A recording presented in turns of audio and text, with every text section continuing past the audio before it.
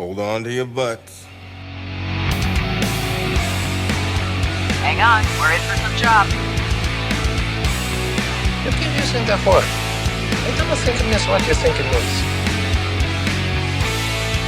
Oh, somebody please think of the children! Welcome to the DeEducated podcast.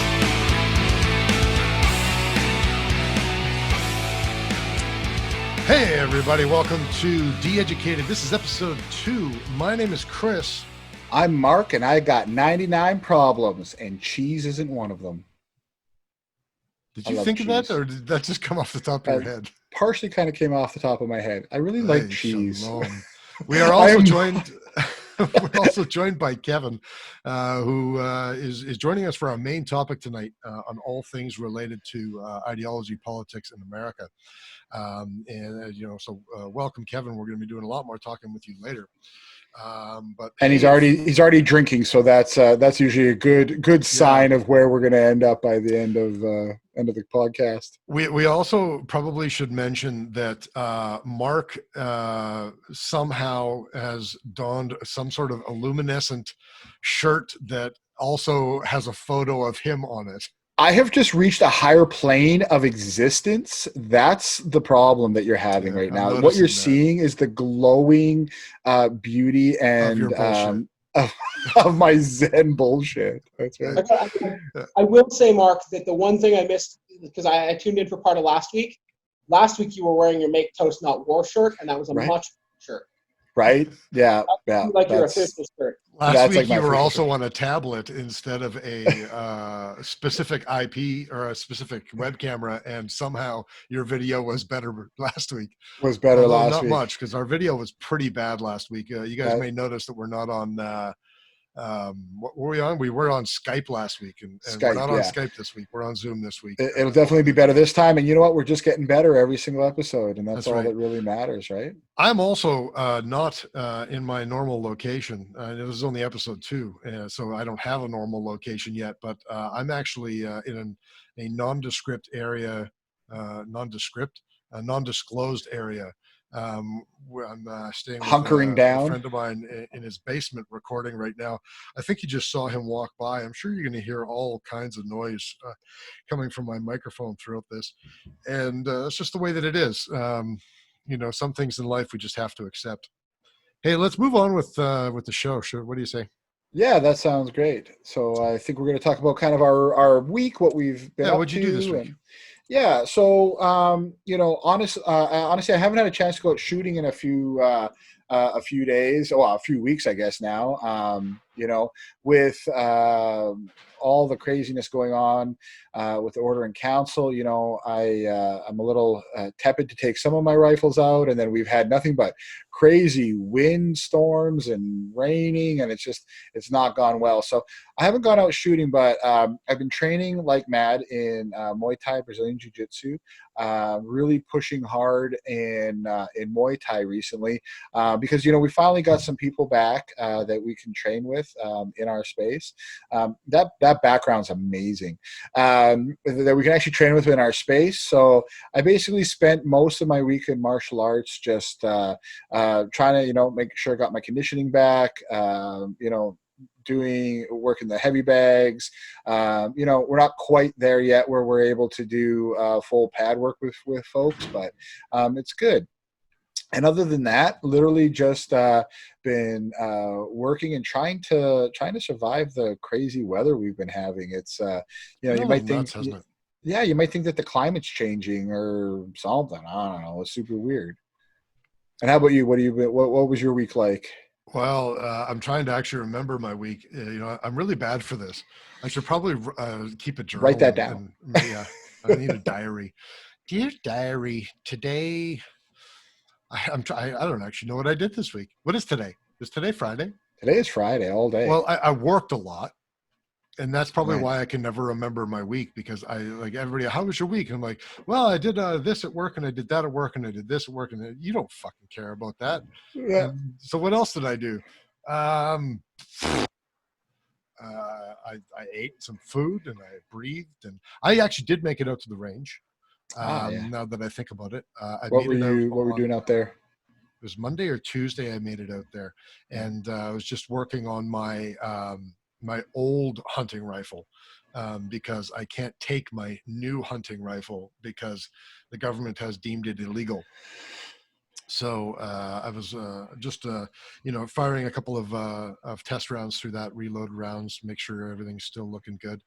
I might swap the trigger out in it before I go hunting this year. I haven't decided entirely yet. So what kind of rifle is your old rifle? Well, it's a Remington 700, of course. Right, Chambered in 308 with a Vortex Viper HS 4-16 scope on it.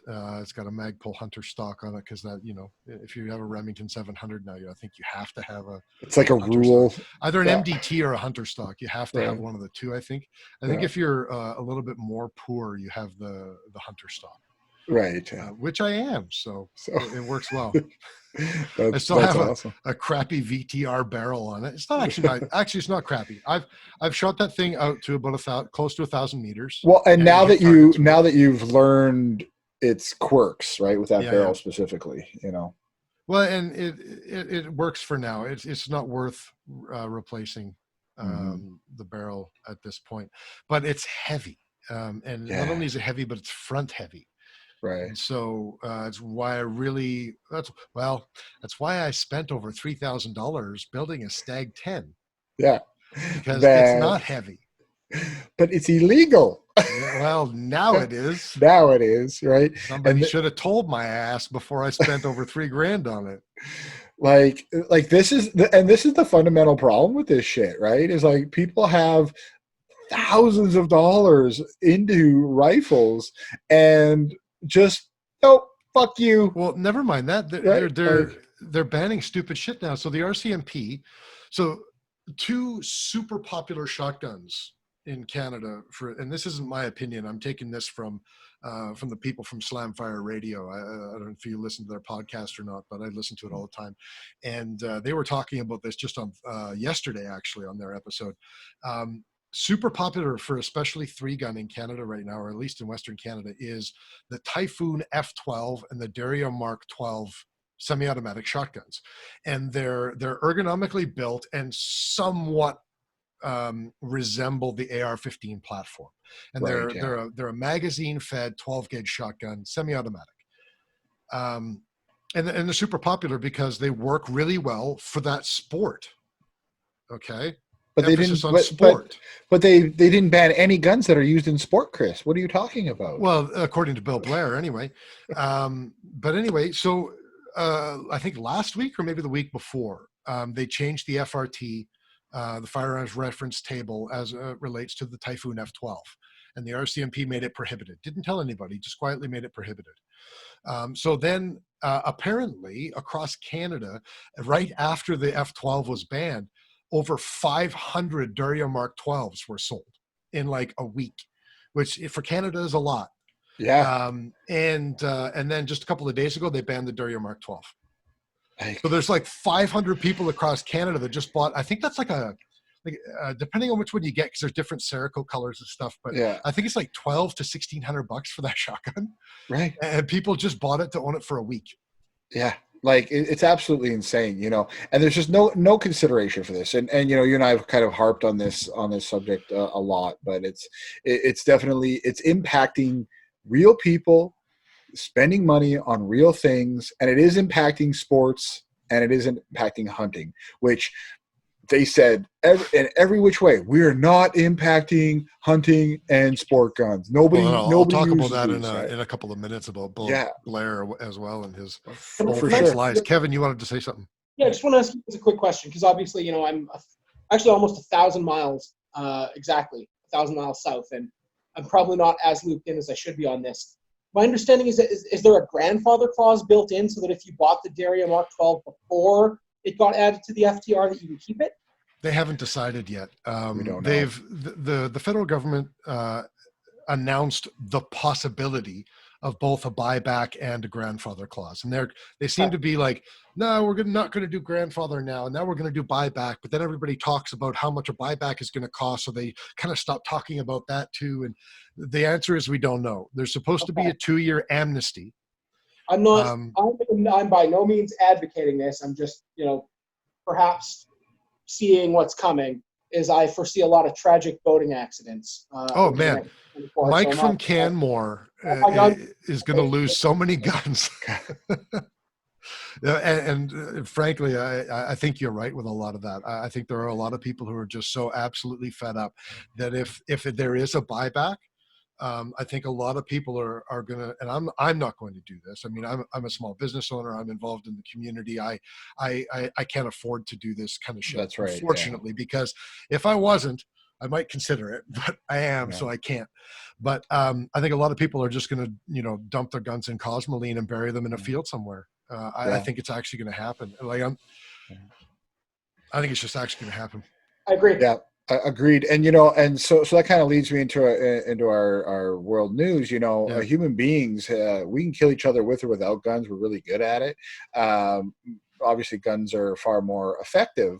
But when you pit militaries against one another, guys will figure it out. So I don't know if you heard about this story, but there was a border skirmish. Now, I'm not picking sides in this, but there was a border skirmish between China and India. And basically, a couple of combat patrols came upon each other. Ultimately, by the end of the fray, there was 500 soldiers in hand-to-hand combat in the Himalayan mountains, along the Himalayan mountain range. There was a point, apparently, where people actually had baseball bats wrapped in barbed wire, and they were killing each other with this. I know. I was going to say, like, they couldn't even shoot each other. They were literally trying to club each other to death. They were trying to club each other to death because none of them carry guns. And the reason they don't carry guns is it's been apparently part of the tradition in that area to not carry firearms so that this wouldn't happen. To de-escalate, To de-escalate. People don't give a shit. I've always said, one of my favorite sayings, I don't know, it's actually attributed, I've heard it attributed to Einstein, and I don't think it is, but I do not know what weapons will be used in World War III, but in World War IV, they will use sticks and stones, right? Or baseball bats wrapped in barbed wire. Baseball bats wrapped, like dudes going to kill each other. Humans are going to human, right? So I found this really, really fascinating because it really lends itself to what part of what we talk about in this podcast and around our conversations around violence is that violence is part of human nature. We are violent animals, and that's not necessarily a bad thing. It's not necessarily a good thing. It's how it gets directed. And this just goes to show what people will actually do, to defend homeland, to defend themselves.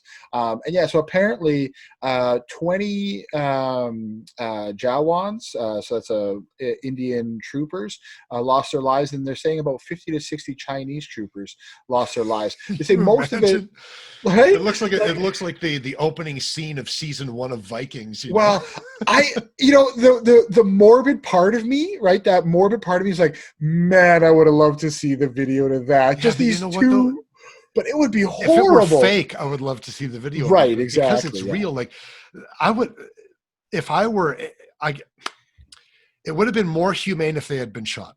Agreed. And that's kind of the whole thing, I think, too, right? Is this is why man invented guns, because it's more humane than to club each other with rocks. Yeah. Like dying quickly is not always the worst way to go.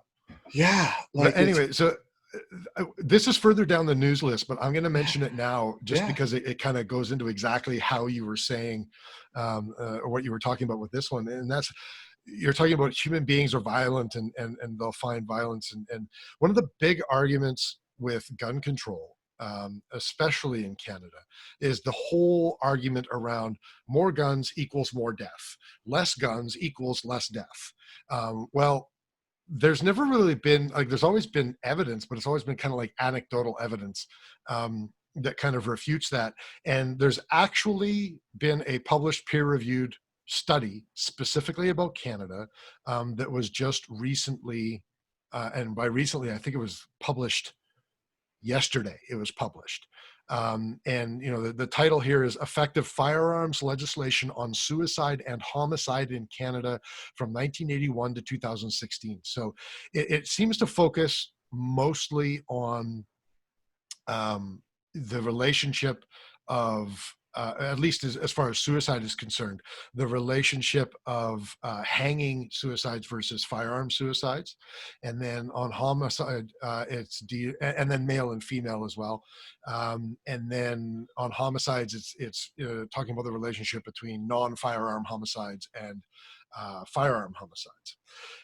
And a couple of I haven't had a chance to really go through the study because I only found out about it late this afternoon.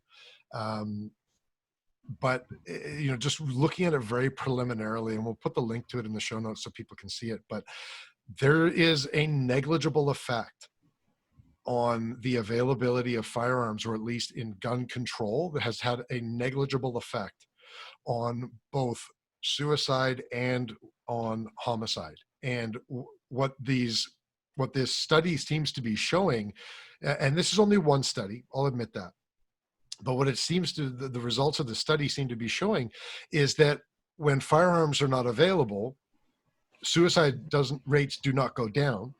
The type of suicide just changes. And in this particular case, hangings just went up.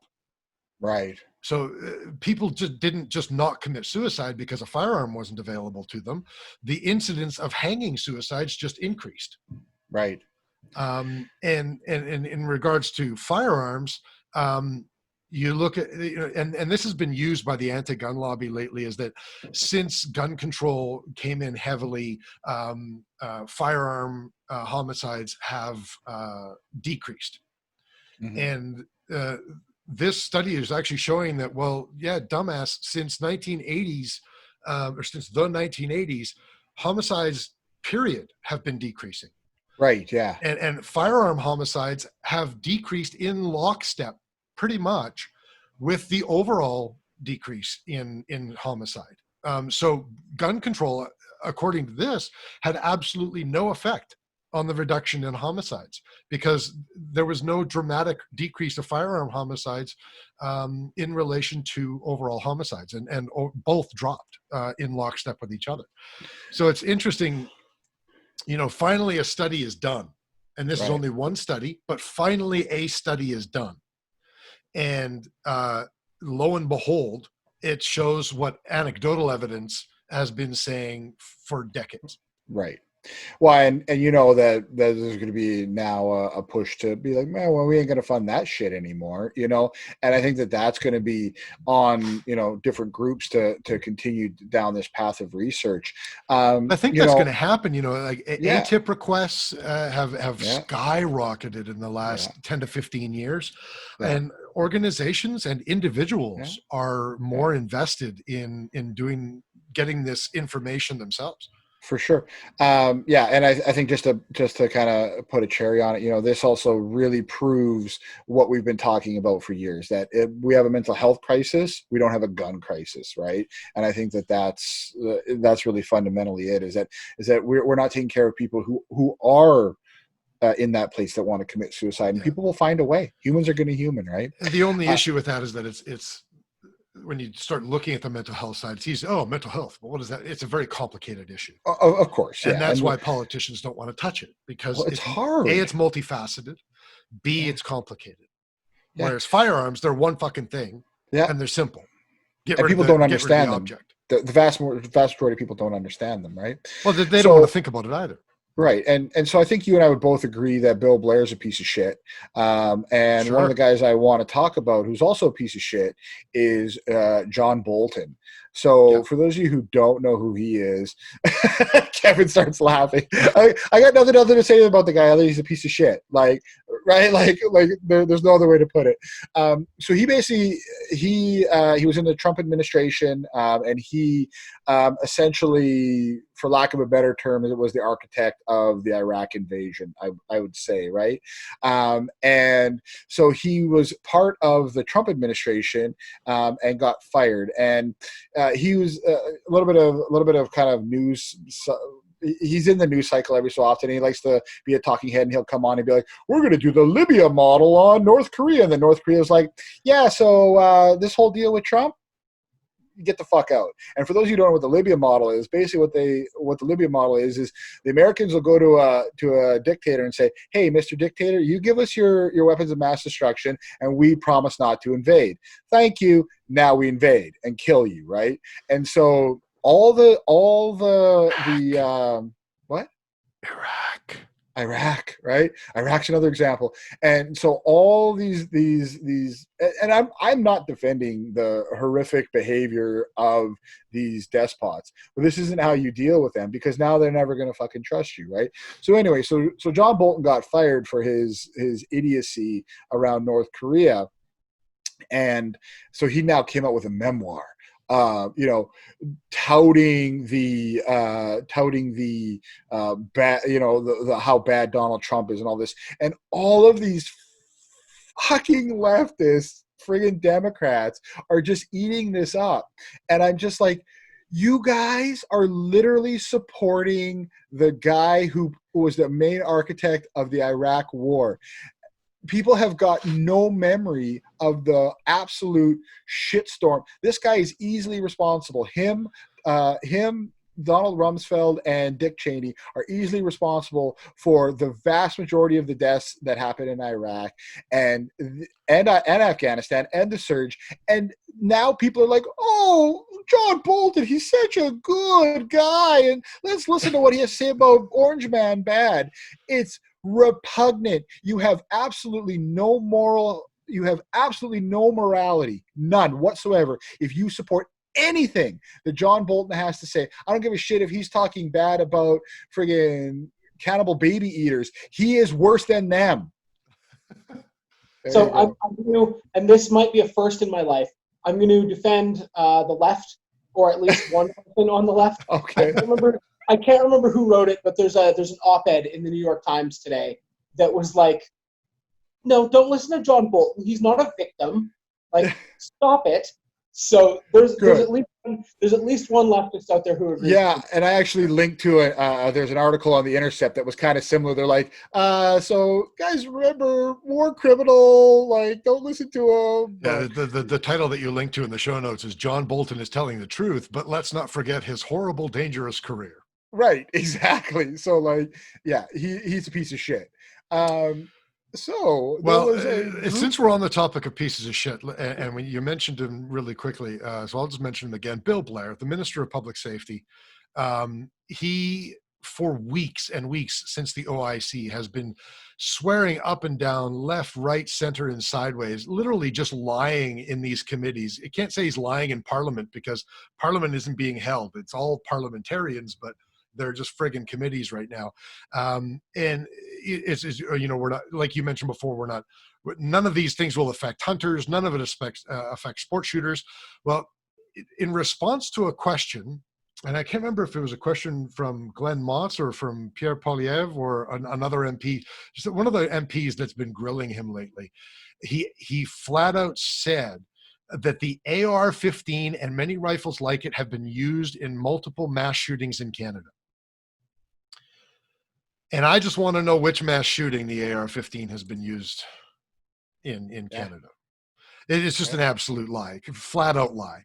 And I spoke with a friend of mine who's also a Politico, specifically Canadian, and he was saying, like, yeah, like, they can do that, like, unless their own party or the speaker is going to hold them accountable. There's not really many other systems that are going to hold them accountable to that. And really, it's up to the individual voter to determine whether a politician is lying or not. And it doesn't matter whether it's in Parliament or in front of a TV soundbite. Well, and we used to have this thing called the Fifth Estate, that would also try to, for those of you who don't know, that's the mainstream media, who would try to determine what was a fact and what wasn't.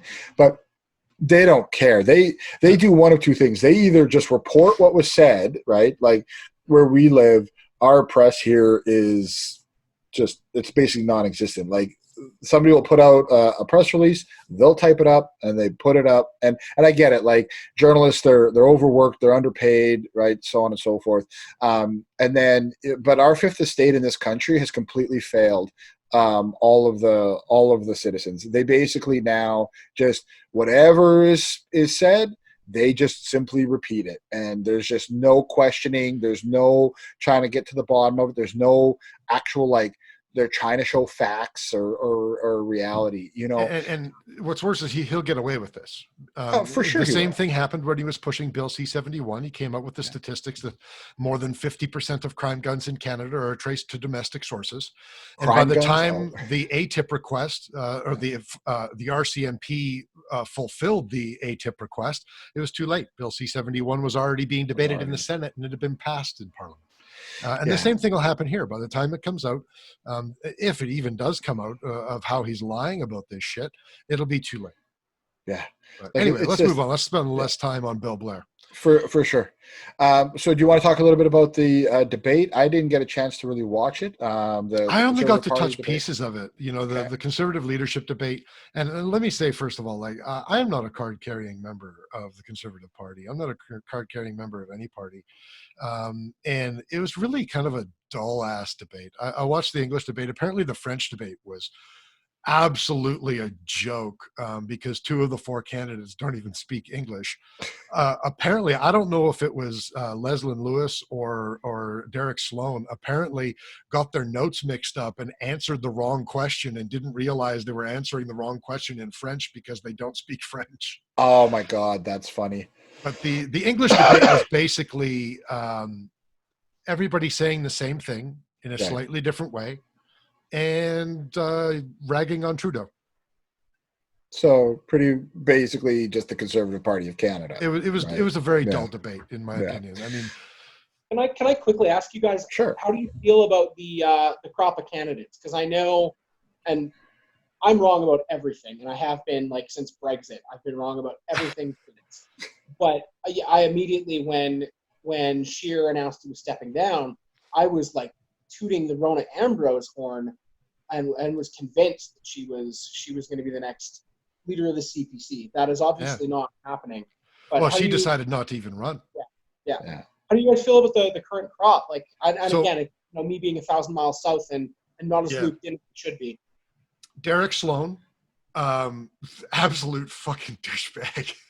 I mean, like, how dumb and how tone deaf do you have to be as a Canadian politician and candidate hopeful to talk about abortion and gay rights and religion and all of these things openly? Like I don't know why he's running for the CPC. He should be running for the PPC. Social conservatism is dead in Canada. Absolutely. 100%. Absolutely dead. 100%. So Derek Sloan doesn't have a snowball's chance in hell of winning the election or winning against Trudeau. Sure. Leslyn Lewis, you know, I'm conflicted about what a lot of people think about her, because I'm hearing a lot of people saying, number one, she's a minority. She's Black. She's the child of Jamaican immigrants. She's a woman, so she's like double minority. And it was like, this is who we need to beat Trudeau. And I'm like, aren't you just using her for her minority status? Like, that kind of makes you a piece of shit, doesn't it? But the reason that I don't think that she will, I don't know. I think she's unelectable. First of all, she's had 2 kicks at the can in Parliament. The first one, she was a last-minute replacement. She was a replacement for that dude that was caught pissing in a client's coffee cup or something like that. She came in very late in the game. She didn't win her seat. Okay, maybe that wasn't her fault. But she ran again and still couldn't win her own seat. Yeah. So if you can't win your own seat as a member of Parliament, what hope in hell do you have of beating Mr. Virtue Signal? Yeah. Like, it's just not going to happen. Plus, she talks about, like, well, my personal beliefs do not interfere with my policies. My policies are not to reopen the abortion debate. But then she falls for a reporter asking her the question and slips up and says, well, I personally am against all abortions because I'm pro-choice or because I'm pro-life. Done. You're dead in the water right now. Yeah. Like you just torpedoed your whole chance at being elected to anything. So I think she's unelectable. So I don't think she has a chance. O'Toole is kind of like, frankly, I think he's kind of like in between Harper and Scheer. You know, maybe more personality than both of them. Politically, I think he's kind of in between the two of them. You know, he's a veteran and he's got that going for him.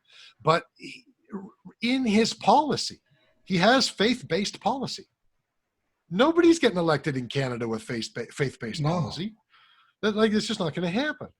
So again, like you just torpedoed your own chances. And he's also the guy that says, you know, we can't, we should not be, you know, denying who we are. Basically, we should not be moving to the left just to appease people. Okay, I can appreciate that, and I actually do appreciate Aaron O'Toole a lot for standing his ground and all of that sort of stuff. But at some point, also, like, the reality of politics is like that makes him naive. I think it makes him as naive as the average voter, because he seems to actually think that politics is about your what's the word I'm looking for? Your political stance, your political position. Well, guys, like, the reality is politics is about getting elected. Yeah. Oh, It's about getting power. Right? It's about power. That's the problem, right? I think. Sorry, just to touch really fast on just politics in general. People forget that that's what this is all about. It's about gaining power. Yeah. Right. Like, so at the end of the day. I can respect that you're sticking to your guns and you've got faith-based policy, but you still have faith-based policy. It's just not going to happen. McKay, he's old hat. You know, he's been in politics for 25 years. You know, he led a party before. You know, he led the PC party. He knows politics. He's smart about politics, and he's actually moving pretty far left right now. Like, Peter MacKay now is not Peter MacKay of 20 years ago. And that tells me that he understands politics. And it makes me sad, because it means that I would be voting for more of the same. But I think he's the only one in an election who would have any hope in hell of beating Justin Trudeau, who, by the way, is an amazingly good politician. Absolute piece of shit. But you can tell that he grew up in politics. He understands the game, right? Yes. And that's fundamentally why he's been as successful as he is. You need somebody who understands the game and is willing to move left enough to capture all those centrist voters. Because right now the center is on Trudeau's side right now. And that's what's going to win the next election, is you need to take the center away from him, which means you need to move a little bit further left. And I think that there's no such thing as a right anymore in Canada in terms of the voter base. Not that significant anyway. Well, and like Kevin mentioned, right? They're cultural conservatism is dead. It's dead in the water. It's not a thing in this country, and even in the United States, for the most part. Fiscal conservatism still okay. But like, the idea that you're going to win votes based off of freaking abortion or even immigration is just, it's pretty much laughable, you know? But I would love to hear your opinion on it too, Kevin, but also maybe offline, just so we don't have to talk too much about Canadian politics with you. But also, I think we should move along, because we really want to have a great interview with Kevin, and we don't want to suck up all the time. Well, and I do think we could probably skip a couple of these, but one of the things I do want to mention is that Bilbo Baggins died. I know, so sad. Morgan Mackey. Morgan Mackey died. Like, I don't know if I don't know what your plans are for tomorrow, but I'm strongly considering getting up crazy early, going for a run, getting home, putting on a pot of coffee, and back to back Lord of the Rings trilogy extended. That's a beautiful idea. My wife has never seen Lord of the Rings. I wouldn't have married her if I'd known that initially. She hid that from me. So that's what we're going to do this weekend. I'm not sure I can convince Joanne to watch 12 hours of Lord of the Rings. Plus, too bad. Plus, I'm actually I'm doing shooting courses this weekend as well. So you can always just do the theatrical version. That's only 10 hours. Yeah, exactly. No problem. So I think really, I'd really like to kind of touch on this one. I think is probably the most important one is the contact tracing app being tested here in Canada, and I think the main reason I want to talk about this is this kind of lends itself to, I think, you know, the Big Brother conversations that we're starting to see. We're starting to see a real invasion of people's privacy, which I think is being used to prevent people from speaking their minds. There's a lot of the social aspect. So basically, what's happening is there's a series of about 4 or 5 different apps that are being tested, and they're going to be testing them in Ontario. And essentially what happens is you have on your app, like, I'm checking in, survived COVID, right? And then you check in, I'm COVID free and I'm COVID free. And then when you come into a place, if the business has an app or has that app, it'll say these 2 people are COVID free. And you can actually correct me if I'm wrong though. They're not looking at doing an override system like they did with the emergency broadcast system. Right. Yeah. That's how it. So at the moment, at least, it should be voluntary. It's supposed to be voluntary, right? But the idea, how quickly will they grasp at that? And then and how quickly do you start seeing businesses with less restrictions because they're requiring the app in their business? Incentive, like mandatory through incentive. Yeah. Well, it's the whole thing. Like, I support vaccines 100%. I'm not, and I'm not going down this crazy conspiracy path, but even with the vaccine, we're going to get a point where the vaccine's going to come out and you're going to have to be able to prove that you've had the vaccine, right? And otherwise you can't go to work, you can't go to school, you can't go into this business, you can't go for this drink, right? So, this is a slippery slope. Now we're dealing with a pandemic, so okay, fine. But then when does it become other vaccines? When does it become, like, I completely support, like, I think everybody should be vaccinated, and, I'm not an anti-vaxxer, but I also believe people, if they want to not vaccinate, we have to let people be stupid. I think Darwinism has to be allowed to take. You have to allow people to be stupid. Obviously there's public health concerns and that sort of thing as well. But so my biggest concern about this contact tracing app and how these are being rolled out and how they're being utilized, it's always give them an inch. Hey guys, give us this little bit of privacy. They grab it. Hey, we need a little bit more.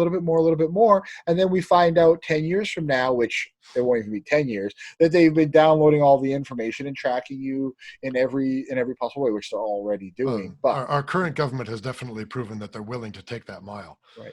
And Kevin, sorry, you were going to comment?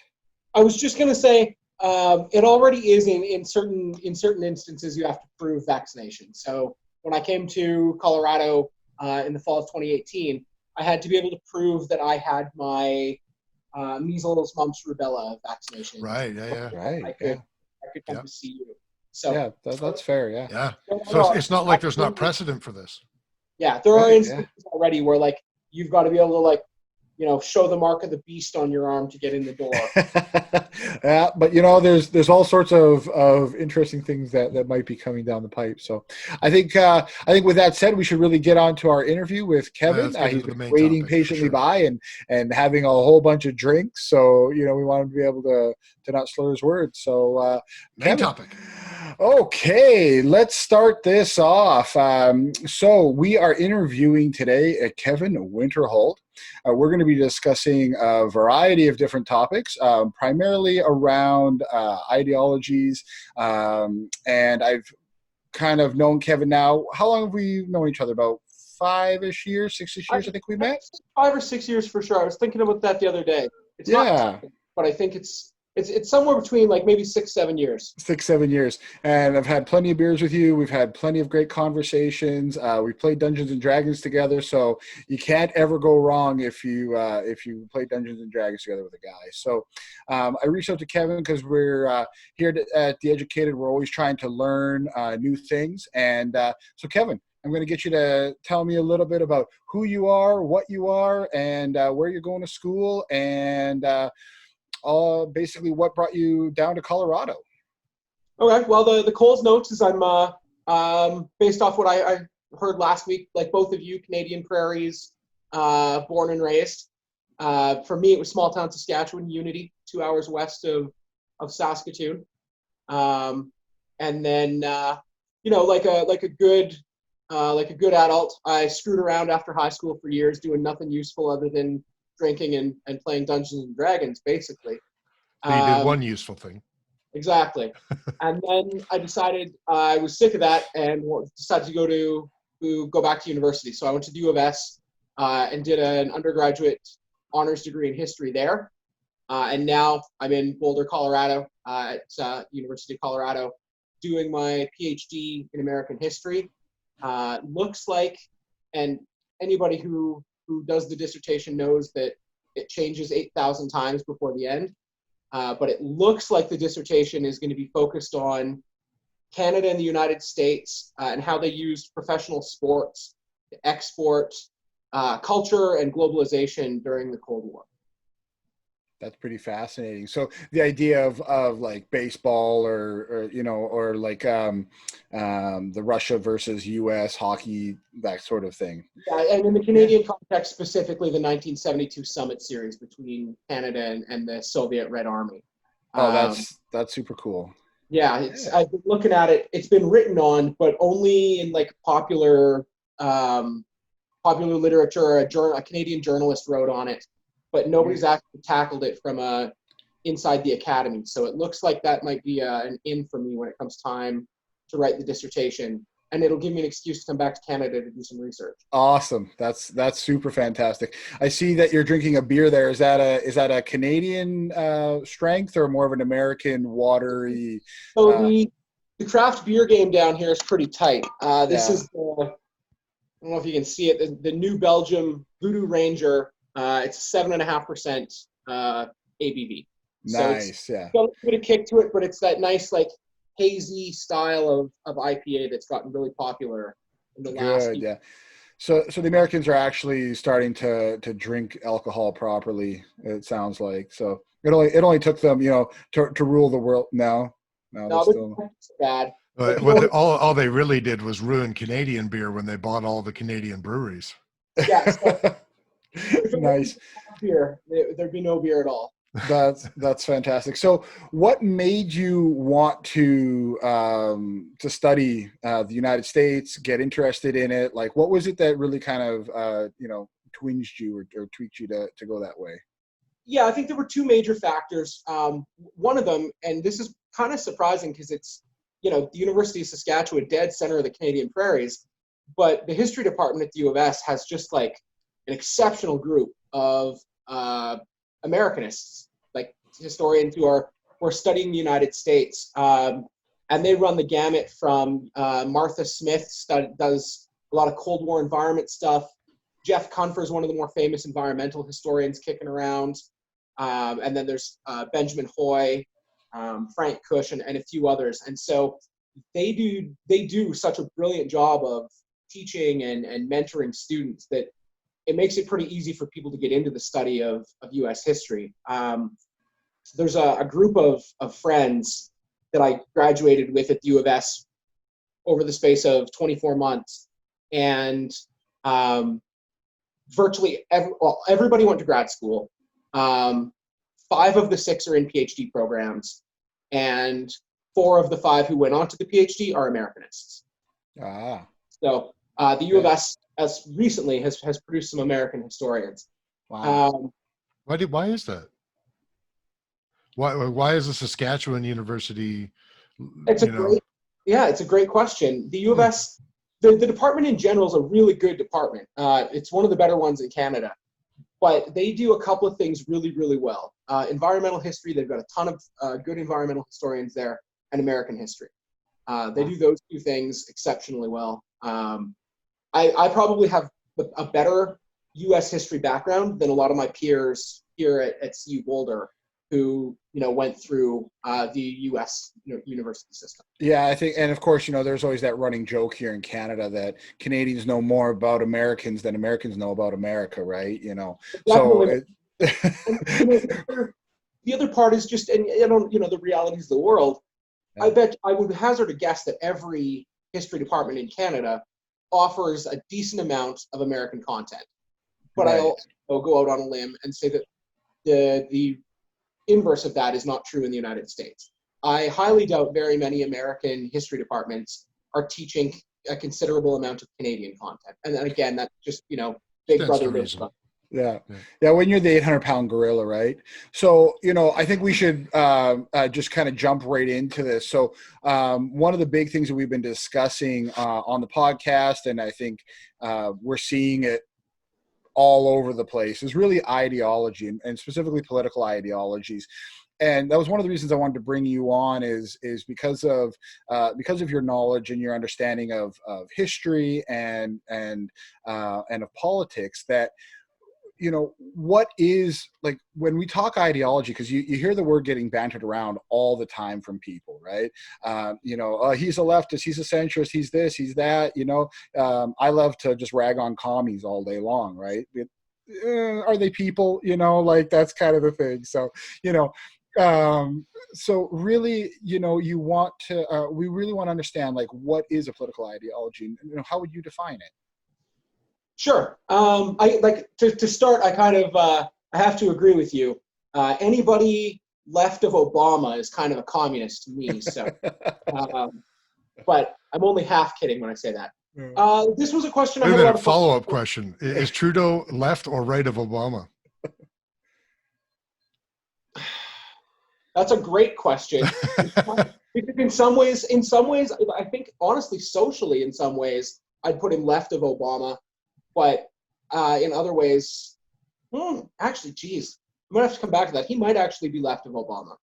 When I start thinking about it on a macro sense, when you think about policy, like actual policy, and what the two of them did. But Obama's by no means like a wild right winger either. He's he's that typical centrist Democrat that's been running around since McGovern got blown out. So like the last half century, the Democratic Party has been cleaving pretty close to the center. But let me answer the original question, because I know we're going to get into the history of the ideologies and the parties. That's right. Okay. So God bless again. I'm going to throw some props at the U of S. They had an intro poli-sci class that was just ideologies, and I took it as a spring class, so like 3 hours a day for 3 weeks. Boom, done. You get 3 credits. And so, for me, I think your political ideology is the set of assumptions and observations about the world and about governance that helps you make sense of the world around you, or like helps you contextualize what's happening. It's no great secret for anybody that knows me that I consider myself a pretty dyed-in-the-wool libertarian. I've gone through various political phases, but it's for the last 5 or 6 years, it's been pretty solidly, don't tread on me, get off my lawn. Right. So for me, like, to paraphrase Thoreau, that governs best which governs least. So when I'm trying to make sense of what democracy means, or what government means, what freedom means, I kind of fall back on the assumption that unless government can make an overwhelmingly convincing case for their involvement in something, and unless their action is going to provide tangible benefits to the population, my default position is like keep government out of everything with all of its baked in inefficiencies. So like that's an example for me of ideology, is just that it's what is guides me and helps me deal with current events and keep myself centered. So it's really like an epistemology, or even a heuristic, if you will, of how people kind of can quickly default to their opinion on it's a framework. If I would say it's maybe a framework of how people can use a heuristic to kind of default where they land on a position, generally speaking. And then those ideologies kind of sit along a political spectrum, right? And that's kind of where the next question leads us, is that like there's a whole historical context behind, there haven't always been Democrats, there haven't always been the Liberal Party of Canada, there haven't always been libertarians, up until whenever, and you probably have the dates much better than I do, up until the 1600s, basically, you followed the church, you followed your land owner, or we kill you and flay you, right? Like that was kind of it. So kind of take us through, as you've got the time, you've got the mic, but take us through the history of how ideologies kind of developed, where they're and how this all kind of worked. So sure. I'm going to speak overwhelmingly to the American experience because it's what I know better than anything. And then also there's a Queen's regulation and order around how much Canadian Forces members are supposed to talk about Canadian politics publicly. Right. I'm a reservist, so I think letter of the law I can probably get away with saying quite a bit because I'm obviously not wearing a uniform or anything. Yeah. But I like to follow the spirit of that. So I generally try and avoid talking too much about Canadian politics. But so the American sense, you get through the Revolution. They're now independent from Great Britain, and when they write the Constitution, there's this assumption on the part of the founders that they're not even conceiving of the possibility of political parties. This is going to be a republic in the Roman sense, the small r republic, where civic-minded citizens are going to leave their personal fortunes, their farms, whatever. They're going to go serve their country for a few years, then they'll retire back to their estates and get back to their private life. So the Constitution's written with no idea that parties are going to be a thing. Parties were very quickly a thing. So by the turn of the century, by the end of the 1700s, the party system had coalesced pretty nicely already. You had the Federalists, sometimes, and they had their own hierarchy. There were high Federalists like Alexander Hamilton, and then Federalists like John Adams, but they were your big government, strong central state. Hamilton was the one pushing for a pretty centralized financial system and things like that to repay debts and build America's credibility abroad. Conversely, you get the Republicans, not to be confused with the modern or contemporary GOP. Yeah. The Republican faction formed really quickly around Thomas Jefferson and James Madison. And they were your small government, minimal government. The United States is going to be a country of agrarian. It's going to be an agrarian country, rural. Power should rest with people, not with the elite bankers in Boston and New York. And that system held together until more or less the end of the War of 1812. The Federalists during the War of 1812 made some noise. Which Canada won. The Federalists started making noise during the War of 1812. Makes you look petty, Mark. About getting out of the war, and they were opposing it. And again, this is, and I'm painting with a really broad brush here, but these Federalists are in the Northeast, and they're doing a lot of trade with Great Britain. So they have reasons that they don't really want to be at war with the Brits. But they were pretty vocal about the opposition to the war. And so when the war ended, and I think the Americans think they won, I'm not entirely certain, but when it ended, the Federalist opposition to the War of 1812 more or less spelled the end of the party. They were around for a little while, but they were basically a political non-factor. So at this point, sorry, just to interrupt real quick. So at this point, after the demise of the Federalist Party, you're really left with the Republican Party? Yes. So and understanding this is prior to, and maybe we'll have you. I know we didn't plan on this, but maybe we'll have you touch on it in the 30-second version when we get to it in that timeline. So, but this is before the kind of switch of Democrat and Republican. Obviously, yeah. These Republicans resemble Democrats, more modern Democrats than they do modern Republicans. I think I'd say that these Republicans don't have much of a resemblance to either of the contemporary parties, just because both contemporaneously, the Democrats and Republicans have just embraced the idea of big government. Right. And that's just something that for these early Republicans, it wasn't even an option. Yeah. Except, in their rhetoric, it wasn't an option, but Thomas Jefferson is the one who exercised the Louisiana Purchase, the single biggest executive action in the history of the United States government. Right. So, rhetoric and reality sometimes don't match up perfectly. Well, we're seeing that in spades right now, right? So Yeah, no, 100%. Yeah. For about 10 years, there's really kind of like a one-party system in the U.S. By this point they call themselves the Democratic Republicans, and that was Jefferson was the third president. He served 8 years. His hand-picked protege and successor James Madison was the fourth president and served 8 years. And his hand-picked successor and protege of both him and Jefferson, James Monroe, he served 8 years. So a quarter century of executive power was concentrated in what some people call the Virginia dynasty, because all three of those presidents are Virginians. And just in a useless historical note for a trivia night for you sometime, George Washington would not have classified as a Republican. I don't know that he was a Federalist either. I think he really did try to bridge the gap. But he's also from Virginia. So really, when it comes down to it, 32 of the first 36 years of the Republic, there was a Virginian in the White House. Wow. But anyway, so we get in 1824 a highly contested election. It's actually what's called the first corrupt bargain in American history, where John Quincy Adams takes the White House, even though Andrew Jackson won the popular vote.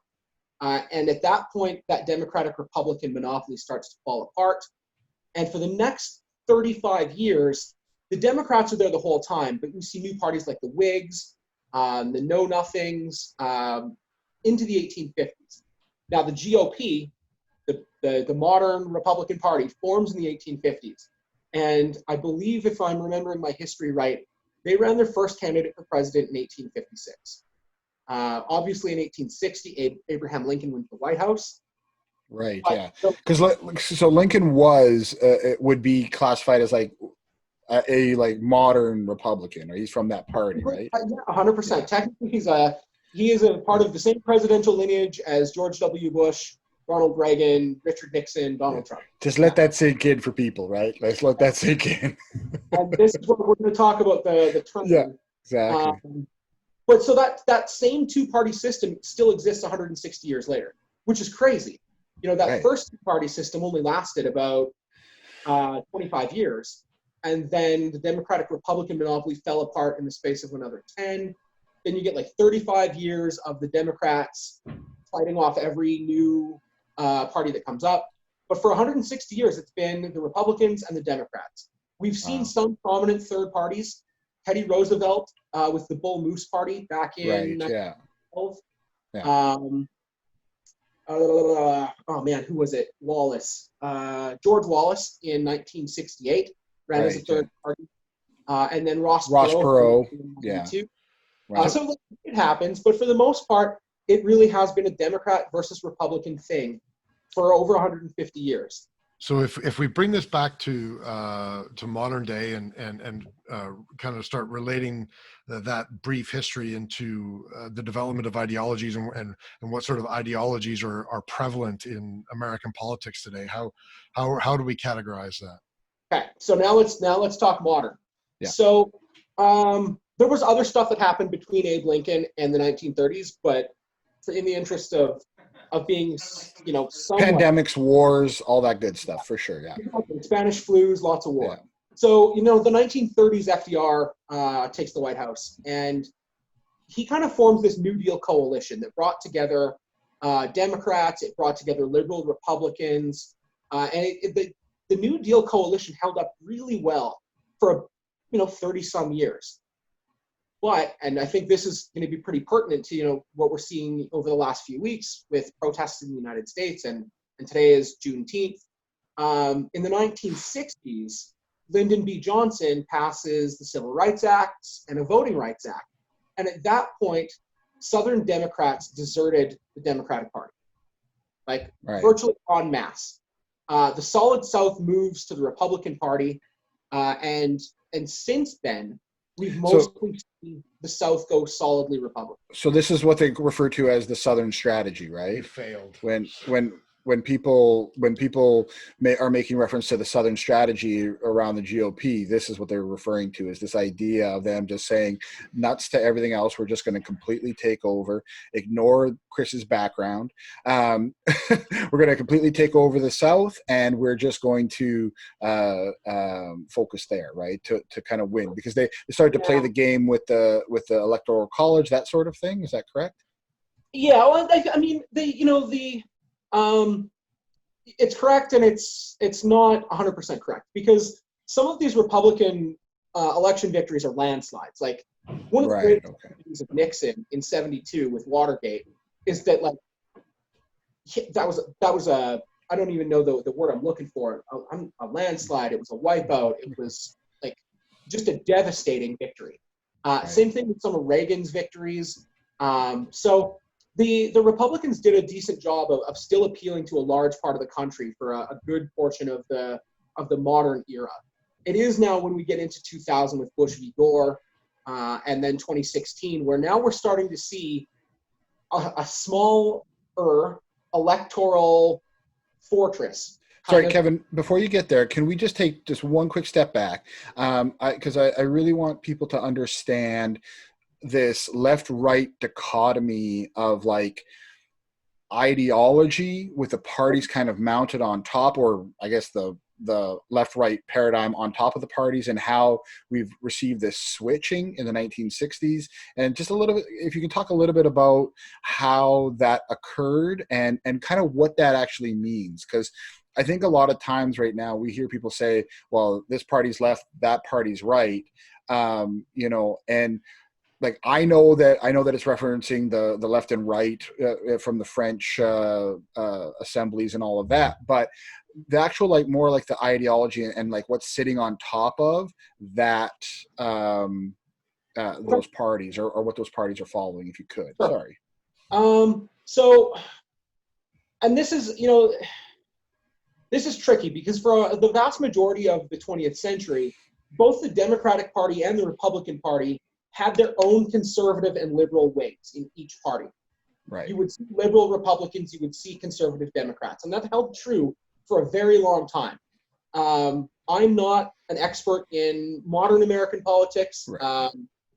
But based off of lots of reading and paying attention, I don't know that seems to be the case anymore. I can't really think of a liberal Republican in Congress. That's fair. And I don't know that I can really think of many conservative Democrats left either.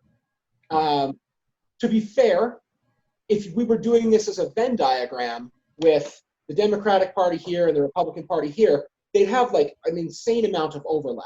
Exactly. It's not that many things that the two parties disagree on. Right. We're just seeing a resurgence. We saw it in the Republican Party, starting with the Tea Party back in 2012. When they were hardcore, we stand for balanced budgets, minimal government, da-da-da-da-da-da-da. Right. And they formed the House Freedom Caucus, and, they dragged the Republican Party to the right. And they did a really good job of it, honestly. Yeah. Well, they made people pay for it, right? Like if you did not capitulate to what the Tea Party wanted and what the Freedom Caucus wanted, you didn't get anything. That's basically it. And they did a bang up job of it. And I would argue that, and sorry, I'm getting kind of into the weeds and a little bit of the modern side. And I'd argue that that's what the Democrats are missing now, and that's why they can't get anything done. But I think they're trying to start. Well, you've got like the Squad and them, but like they're not. Nancy Pelosi will be like, we're going to spend $4 trillion, or we're not going to do anything, and we're going to let them spend $4 trillion. Like, okay, I guess, but boy, we're going to send a strongly worded letter and shake our finger at you. Like it's kind of they're pretty ridiculous comparatively to how the Freedom Caucus operated. I think part of the problem for the Democrats is they've been pitching themselves for decades as this big tent party where everybody's welcome. And so it's really hard to pull the same kind of strategic maneuver that the House Freedom Caucus did. If you're worried about herding, if you're trying to herd 17 different cats, it's really hard to get them to go in one direction at the best of times. Right. So, and like, me well enough to know that I give the Democrats all kinds of grief all the time for being incompetent. Sure. Yeah. But I can also forgive it in certain instances. because if you're going to run that big tent, it makes it tougher to drag people kicking and screaming. Right, exactly, and so we're going to kind of get we're starting into the current ideologies, but I do want us to touch on one very important question, because in this podcast it's about life, it's about culture, and it's about violence, and so we haven't really asked you a question about violence yet. So I need to know, who do you think would win, or pardon me, do you think Jesus could defend himself against a velociraptor in a fist fight? I do, actually. So I spent a lot of time thinking about this. Yeah. Now, we were talking before we came on the air that maybe there were some parameters I wasn't aware of. Yeah. Well, Jesus can't use magic. Yeah, well, I'd have to reconsider my answer. But as of right Can now, he at least use a claw hammer? I mean, the dude was a carpenter. Can he at least use the tools of his trade? Fair enough. Yeah, well, that's a good point, Chris. Jesus, theoretically, Jesus would have access to the tools of his trade that would at least give him a little bit better of a chance. I hate to say this, but in the absence of him being allowed to use magic, I don't know that I really put a lot of. I'm not going to go put money on him in Vegas to take down a velociraptor if he can't use his innate skills. But, yeah, fair enough. But velociraptors are only the size of a dog. Anytime we think of velociraptors, we think of those big, they were that big. So you could probably punch one pretty hard, you'd think. Jurassic Park lied to us.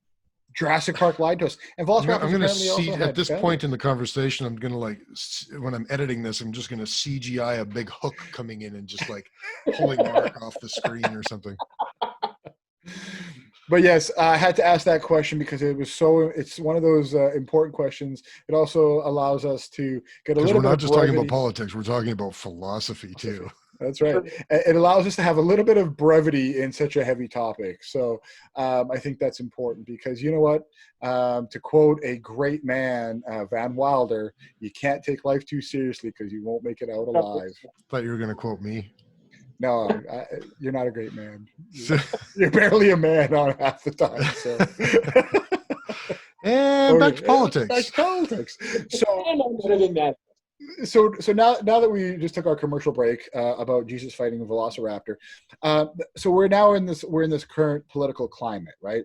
Mm-hmm. On one end, we have the right-wing GOP, anti-abortion, I guess, still, supposedly about small government, approved a $4 trillion, $6 trillion stimulus. I don't even know anymore. It's $27 trillion stimulus package in the past 3 months. And then on the left side, we have the extreme, woke crowd and these. We all just agree that woke is kind of a stupid term. Oh, it's so bad. Yeah, it's a terribly stupid term. Carry on. So we have this woke crowd who's all about this cultural fighting. So where does this come from? And is there historical context to it?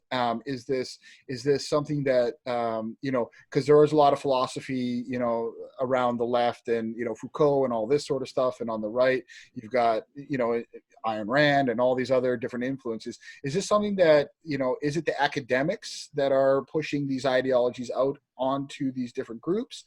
Is this something that just happens to evolve naturally over time?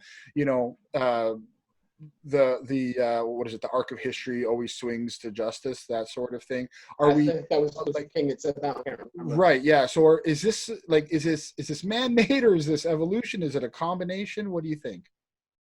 Oh, okay. So a couple of things. And one of the things I was thinking about is, I don't know how looped in you guys are with, and the explosion of meme culture in the last 4 years is amazing. Memes are the greatest form of communication. Don't say communication. But so there's a page on Facebook, and it's political chart memes. And what it does is it takes the XY axis. Yes. Yeah. And have you seen them? Have you seen these memes before? I haven't seen. I see all the memes. I don't know. So left side of the meme on the. Oh, I'm not a math guy. Which axis is this? The x-axis? X, yeah. Yeah. So the left side of the x-axis is the government control of the economy. The right Yes, yeah. x-axis is like free market.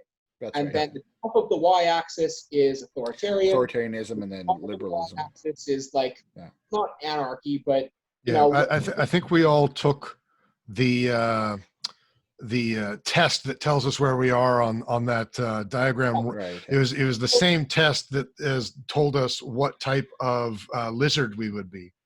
yes, A exactly. velociraptor fighting Jesus. Yeah, that's why I went with lizard. I was trying to set you up there.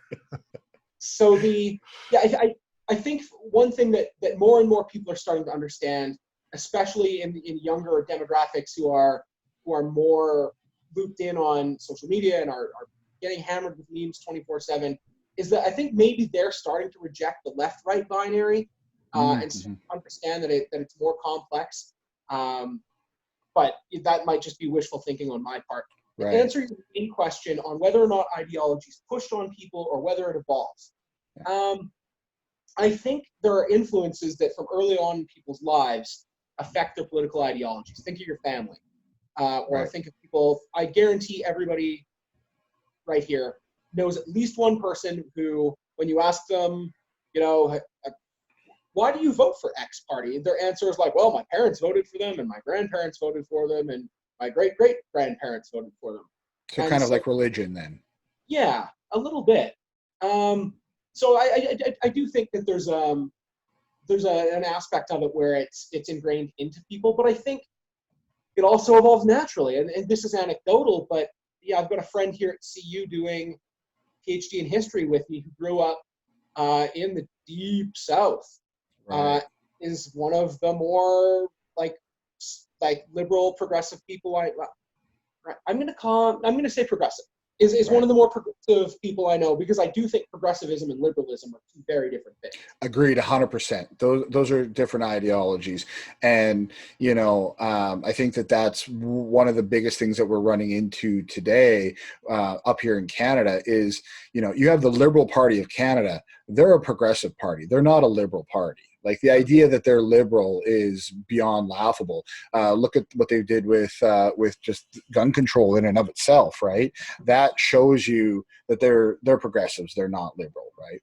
Yeah, you know, and I think that's really the crux of a lot of this. You know, I think that there is the natural part, but there is a concerted effort to, you know, indoctrinate people into one ideology or the other. You know, we see it in, you know, you look at the pushback now with, you know, Hollywood in a variety of different ways. There's, you know, like Orange Man Bad is now, you know, like you can't, there's literally nothing Trump can ever do.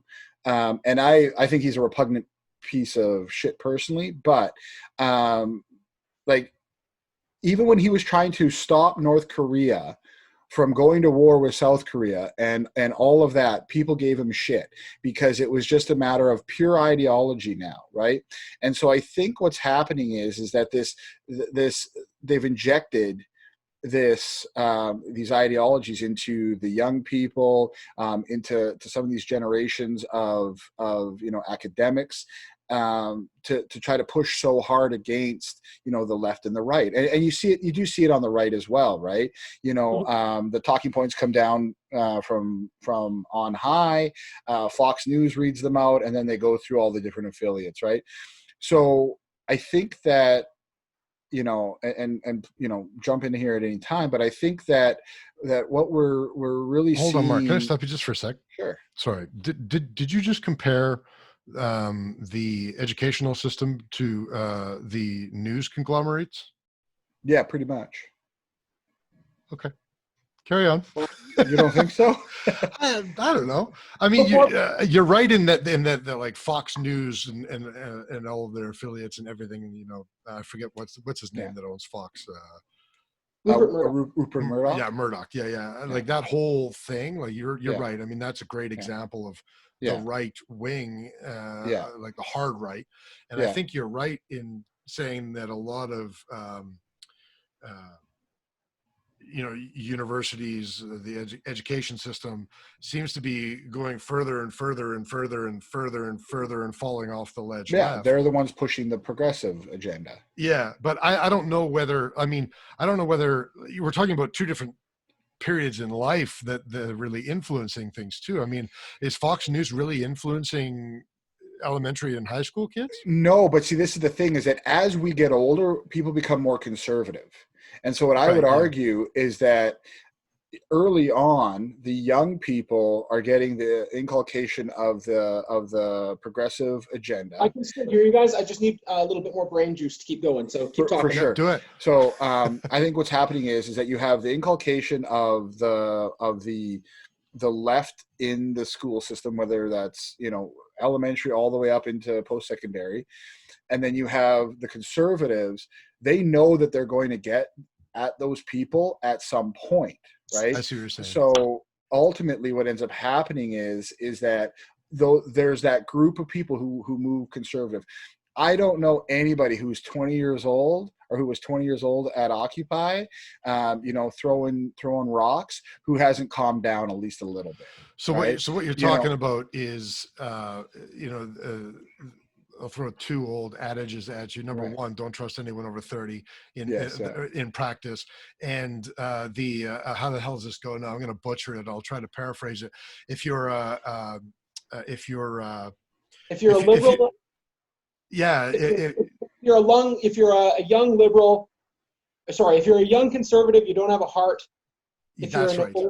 If you're an old liberal, you don't have a brain. That's exactly right. Yeah, I fundamentally think that's just it. And I think what we're talking about just that in practice now. Well, I'm talking about that in practice, and I think what we're seeing is we're actually seeing these ideologies being injected into these two groups, right? And it's starting to create, and so this is kind of where I was going with this whole thing, and this is part of our discussion is I think what we're seeing is the rise of the center. Right, we're starting to see people who don't. I'd like to see more of a rise of the center. I fundamentally agree, but you're starting to get people like we're seeing a widening of that. Like maybe it'll come crashing together, and we'll. But I think people who are getting injected with the left side progressivism and start getting some of the conservative injection. You're starting to see people go, okay, like Kevin was saying, that's actually happening right now, though? I do. I think that we're seeing it.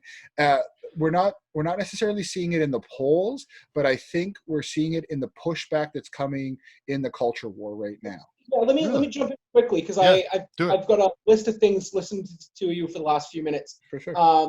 As far as the education system, I spend a lot of time listening to podcasts. With COVID, the gym is closed, so. If I'm out running, I listen to music, but if I'm just out like walking, I just throw a podcast in. Yeah. And I was listening to one on The Economist recently. They're running a series called Checks and Balance, and their podcasts are free, regardless of whether or not you subscribe to The Economist. And they're doing it, I think, once a week in the lead up to the November election. And they were talking about this question of, do universities inculcate, or do people come to university already with their built-in ideology? And they cited a study, and I'll try and find it for you guys and send it to you in an email or something, because it was a few weeks ago and I don't remember. But the study they cited, obviously one study is not representative. Right. You can't, walk out onto the plank blindfolded because of one study. But they found one study that pretty conclusively asserts that students come to university already with ideologies baked in, and that if anything, universities are they're the icing on the cake. They're the finishing touches. They're the pièce de résistance on top. Yeah. However you want to phrase that. Yeah. So if you choose, they're the oven where the mold or the mold is cured. Where it's cured, exactly the word I was looking for. Yeah. Okay, and now the rise of the center. Because I think, and this also ties into the thing about young people versus getting conservative as you age. Yeah. If you remember the Democratic primary season, Bernie Sanders' big promise was that he was going to bring all these young people into the political process, and they were going to vote for Bernie, and Bernie was going to win. Yeah, they don't vote. They don't vote. They don't fucking vote. They don't fucking vote. If they weren't going to vote for Bernie, who was promising them free health care, free education, free everything. If they're not voting for that, they're not voting. So That's right, 100%. So in the long run, I don't know that if I'm a Republican strategist that I care that much that 20-somethings are left. Because they're not that's voting. fair. By the time they start voting, they've started paying taxes, and they have to pay property taxes, and they have a home, and they want to keep what's theirs. And the worst case scenario is they're going to turn into that like blue dog centrist Democrat. And that's why we see such overlap, right? Is that what you're getting at? Why we see like in that? And then the other thing coming out of the Democratic primaries for me on the rise of the center was the amazing, and like there are going to be so many PhDs written in political science and history on this. The amazing, I don't know if this is a word, coalition, like the consolidation, how rapidly everybody got behind Joe Biden after South Carolina. Oh my God, right? South Carolina, Klobuchar's out. Pete Buttigieg is out. He rolls through Super Tuesday. I was sitting in a bar here in Boulder called Oscar Blues. My youngest brother Jackson, who Mark knows, Jackson was there with his wife, and Jackson was playing open house. So he brought his car down to Boulder, and so we're sitting there, we're drinking a ton of beer, watching Super Tuesday, and listening to Jackson play guitar, and just watching the results roll in from across the country. Sitting at that table, there were 3 or 4 of us that looked at it and were like, Bloomberg's out too. Like, it's over. Yeah. And within 48 hours, the centrists all came behind Biden. Right. And so did that primary electorate. And primary electorates for both parties are generally more extreme than the general election. Right, yeah. So sorry, go ahead, Chris. Sorry, I'm great at cutting people off. It kind of sounds like what you're saying there is that if I was reading you right, and just correct me if I'm wrong, because I want to make sure I'm understanding you correctly. It sounds like you were saying that the centrists were kind of, if I can put it this way, almost kind of just sitting and waiting. They were largely undecided. I think so. And then once his snowball started to take off, they came out of the woodwork and finished it off for him. Biden looked so weak. Iowa still does. Yeah. Like, do you think that's? We'll get there. I think we're going to talk about that. Well, I wanted to ask you a question about that, though. Do you think that is representative of the center, or in all things, or in general, or do you think that was just this particular case? I think the laying in wait was particular to this case because there wasn't as much confidence in Biden. I think if there had been a lot of confidence in Biden, this never would have happened. First, I don't think Bloomberg never would have gotten in. He had been on the record saying he didn't want to harm Biden's chances. But then when Biden started stumbling, Bloomberg turned around and was like, oh, crap. Okay, I don't want a President Liz Warren. I don't want a President Bernie Sanders. I don't want a second term of President Donald Trump. So he dives in. If Biden had stayed strong the whole way through, I don't think Bloomberg ever gets in. But I think, though, the only point I was trying to make was that the wide, there were people who were unsure, they were uncertain, but as soon as there was a viable centrist option who they thought could win the nomination, like in the space of 4 or 5 days, I honestly can't think of another time in American electoral history where we saw what we saw this year. I think it's unprecedented. Yeah, that's fair. I would I'm by no means an expert, but from my recollection and what I know, I would have to agree with you on that as well. And I think that's kind of leading to, we're living in these unprecedented times. We're in a pandemic. We're in basically, for a lack of a better term, a revolution in the United States. I would say not all revolutions are complete upheavals, but I think that there's a lot happening there. I wanted to get your perspective on the protests. It says current protests. I don't even know if there's really any more still going on. But since you're down in the States, have you had some near you? You're on a university campus, so somebody's got to be throwing a rock or a brick, or there's got to be some Antifa running around or some damn thing. So we've been out of semester's been over since early May, and our student demographic is heavily out of state. The joke my advisor has made a couple of times is that like the students at CU are the ones who couldn't get into the University of Southern California, and so it's just a bunch of rich kids who get into CU and come out and have a good time. But so a lot of our students are gone. Right. That being said, yes, we did see there was at least one protest here in Boulder. It was 2 weeks ago today. It was on a Friday. Other than that, I don't know how many others have happened in Boulder. Denver's had several. Right. Yeah. Denver's half an hour away or whatever. Mm-hmm. For me, and your question, what's my perspective on the protests? My perspective is pretty simple. I'm as close to a First Amendment absolutist as anyone I know. Yeah, you and me. It absolutely horrifies me how many people condemn either the protesters in Michigan and other states who wanted to reopen the economy, or they condemn the protesters who are out condemning racial injustice and brutality, but not both. Yes. Not neither. Right. Exactly. Yeah. Here's my deal. First Amendment rights are not contingent on who is exercising them and whether or not they agree with you. That's not, the First Amendment doesn't care about your feelings. Full stop. The end. Free expression, free assembly, free speech. The end. I am probably more of a zealot on the First Amendment than almost anybody. So when somebody's like, I'm going to go protest the high price of Gatorade, I'm like, go for it, man. Go for it. You do. Yeah. I have to agree with you. If nobody fucking listens to you, then you know that it was a dumb idea. Yeah. Well, and I have to agree with Kevin wholeheartedly. Like, I call myself a free speech absolutist. I include threats of violence in that, even to that degree. I would say that you can, so long as you don't act on it. Well, unless you're limiting my right to self-defense. Yeah. I mean, if you're not going to limit my right to self-defense, then I'm not going to limit your right to threaten me. That's exactly it, right? And that's my whole point. But don't be surprised if I throat punch you, because I think that you're going to follow through on your threat. Well, and I think that this is just it. I think some motherfuckers need to get punched in the mouth a little more, and that might solve some of our problems in general. Yeah, the First Amendment doesn't stop a private citizen from punching you in the face. That's right. Right. That's right. That's right.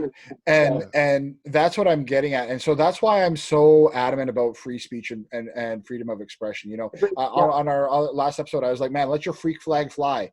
If you want to fucking get covered in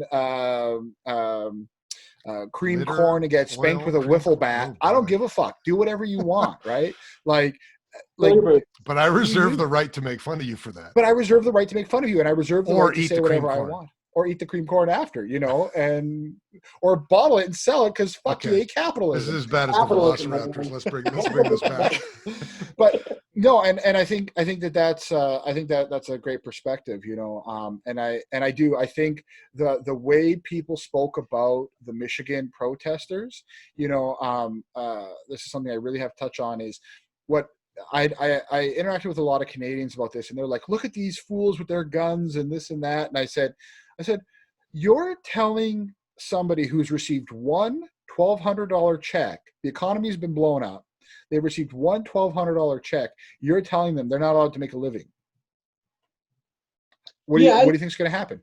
This is anecdotal, but I don't know if you guys check in on the website Reason. It's one of the more popular libertarian websites. Yeah, I follow them on YouTube. Yeah. Yeah. So they had an article early on in the pandemic, and I feel like I'm bagging on Michigan here, but whatever, I don't care.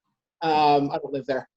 That it was such a sweeping overreach of lockdown and shutdown, and you can't do this and you're not allowed to do that. That really, really low risk activities. People weren't allowed. If you owned, I think the specific example was a dude who owned a landscaping business where he actually needed to interact with anybody as long as he could get paid, through e-transfer or something like that, or a check in the mail, and he still was not allowed to go out and make a living.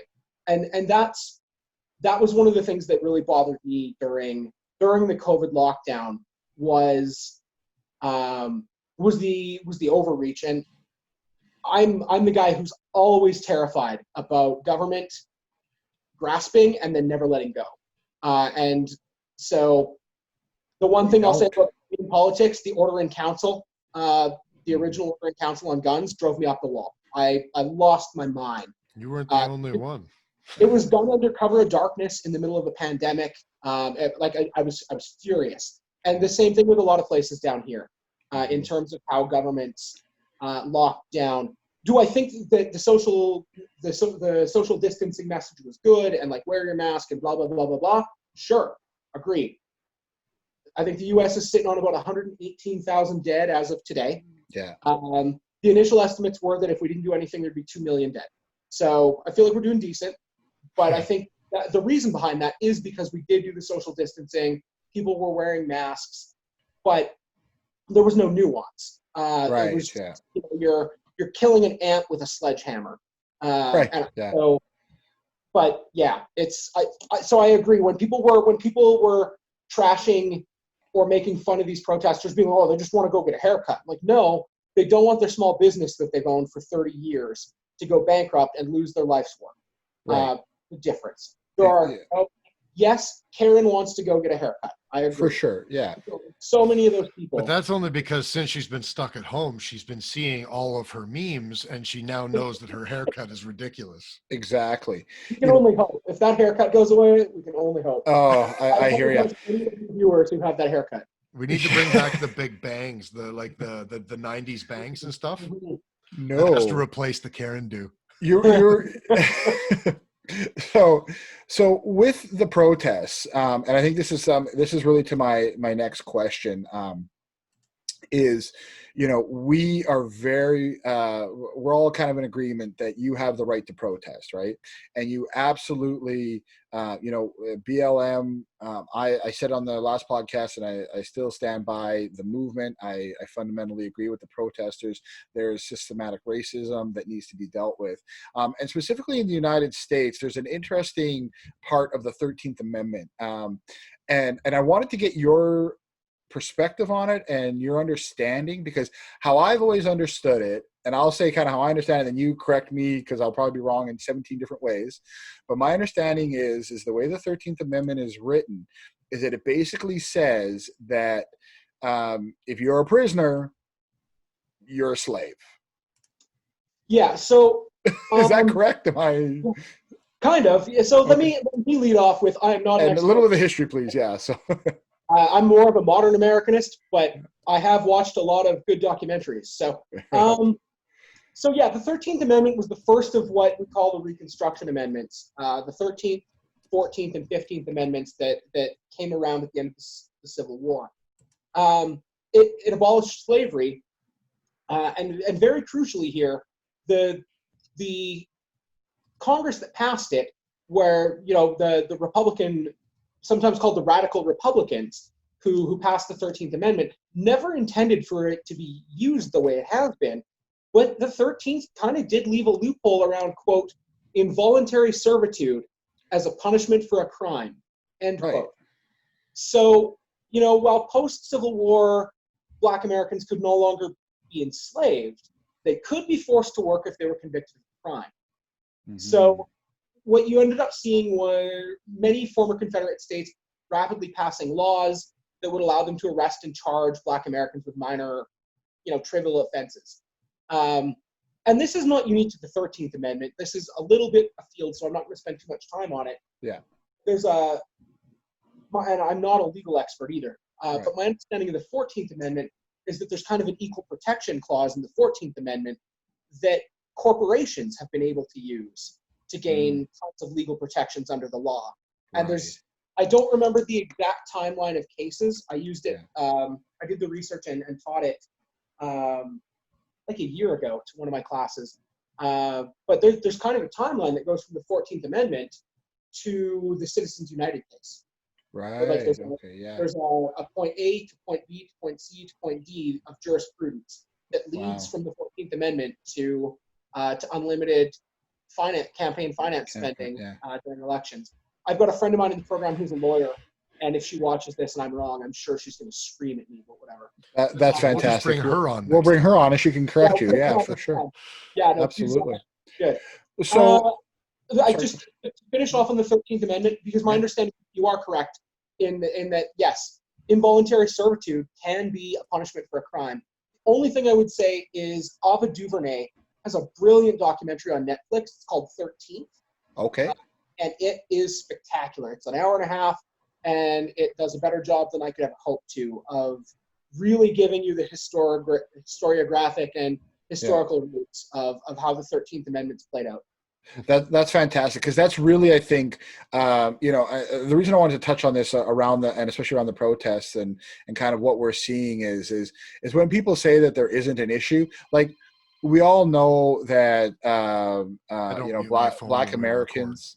Yeah, we all know that Black Americans are incarcerated at higher rates and this and that, and so the idea that slavery is gone in the United States, it's still technically written into the Constitution. So like we need to all kind of work together to solve some of these problems, and so we are going to try to wrap it up here. But I do want to get your thoughts around the 2020 election. I called it, I think, January 21st or whatever day. I'm like, Trump 2020, he's going to win.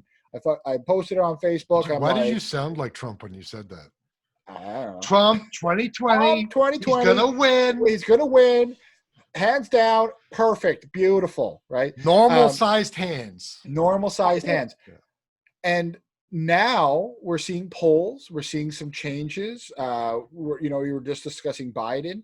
Do you think that prediction of mine is going to stand? Personally, I think it is, because polls are but I'd like to get your take on it. Sure. And I'll try not to be too long-winded, because I know we've got two more questions for this. Yeah. So it's June 19th today. It's probably too early to tell on the presidential election. Right. A week ago, we were planning on doing this last Saturday. That's right. I'd actually done a little bit of checking. I'm a big fan of seeing what Vegas thinks, because they've got skin in the game. Yeah, fair enough. And, as of a week ago today, Vegas had Trump at plus 110. So, like, almost even odds with 110,000. At that point, it would have been 110,000 dead Americans, unemployment at a higher rate than it's been since the Great Depression. Like, Murphy's Law. Murphy's Law has happened. Everything that could go wrong has gone wrong, and Vegas still thinks it's pretty close to a toss-up. So, for me, it's too early for me to answer on the presidential election, because if Trump's riding anything that even resembles a resurgent economy into November, this is going to look a lot different. Right. So there's variables I'm not even going to account for. I'm not going to account for, and I like Biden. He's a good dude. Good man.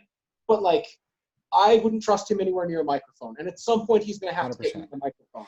So I'm not bringing him to account. Isn't that interesting that we don't trust Biden near a microphone when comparing him to Trump?